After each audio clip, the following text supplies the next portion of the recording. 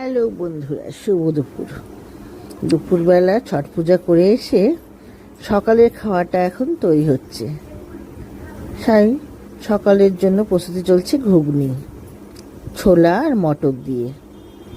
তার জন্য পেঁয়াজ, রসুন, আদা এখানে দেখো কাটতে বসে গেছে, সব রেডি করে নিচ্ছে আগে। পেঁয়াজ 1.5 কেজি, ছোলা হলে প্রায় 1.5 কেজি মতন পেঁয়াজ।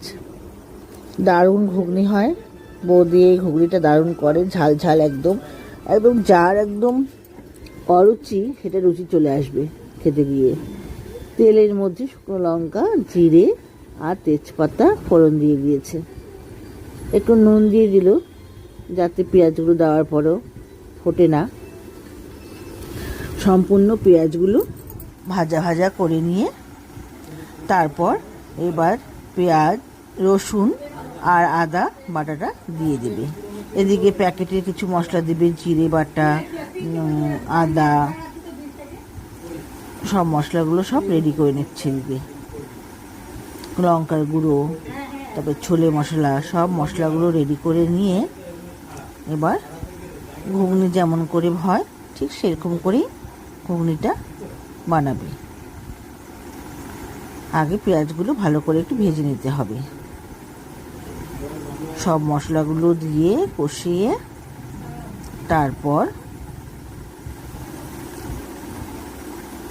জল দিয়ে দিবে। এদিকে কিন্তু কাঁচা লঙ্কা বাটা দেওয়া হয়েছে, আবার শুকনো লঙ্কার গুঁড়োও দেওয়া হয়েছে।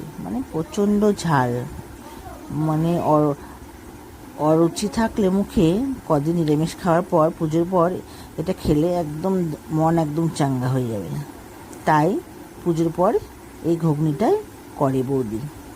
সবাই খায়, যারা পুজোতে যায় সবাই খায়, দারুণ খেতে ভালোবাসে বৌদির এই হাতের ঘুগনিটা। কাঁচা লঙ্কা বাটাটা উফ দারুণ হয়েছে।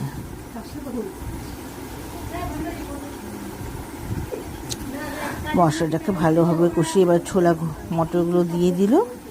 তারপর ব্যাস এখন নাড়াচাড়া করে মিডিয়াম ফ্লেমে ভালো করে কষিয়ে তারপর জল দিয়ে দিবে। এই ঘুগনি খালি ঘুগনি নয়, কিন্তু ঘুগনির সাথে হবে মুড়ি মাখা আর হবে চাটনি। এই চাটনিটা দুর্দান্ত লাগে, লঙ্কা সেদ্ধ, কাঁচা লঙ্কা সেদ্ধ, লেবুর রস আর নুন দিয়ে দারুণ হয় এই চাটনি খেতে। এই